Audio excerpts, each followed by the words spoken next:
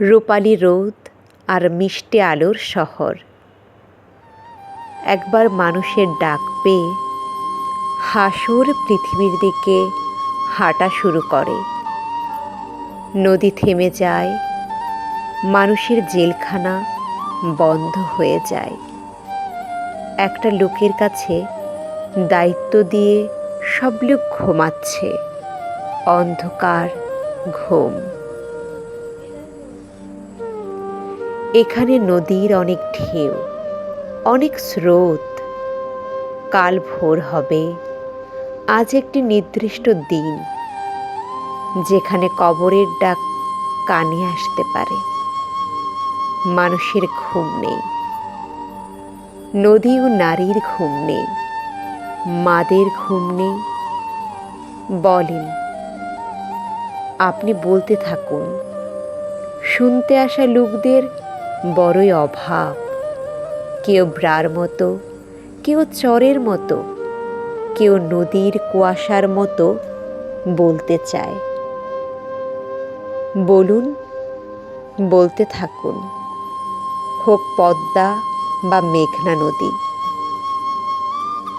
সব জলের সম্পর্ক অনেক গভীর, অনেক নিবিড়। মানুষে মানুষের সম্পর্কে অনেক আজাইরা স্বার্থ থাকে, যেখানে রোদ এসে খেলা করে না। মানুষ নৈর্ব্যক্তিক, মানুষ অবজেক্টিভ, মানুষ কাকতালীয় ব্যাপার স্যাপার। মানুষ হতে পারেনি প্রিয় আপেল ফুলের নরম ঠোঁট। ভেসে চলছি আমরা, ভেসে চলছি আমরা নদীর উপর, কিংবা অন্ধকারের ভেতরে, অথবা অজানা কোনো যান্ত্রিক মাধ্যমে।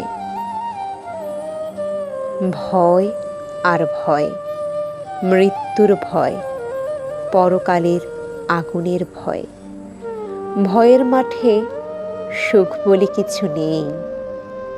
জাস্ট ভয়কে আঙুল দেখাতে মনের যত আয়োজন হতে পারে, কিন্তু পারেনি।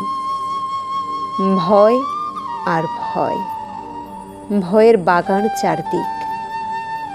বেঁচে থাকার তীব্র ইচ্ছা খেলা করে বাসনায়।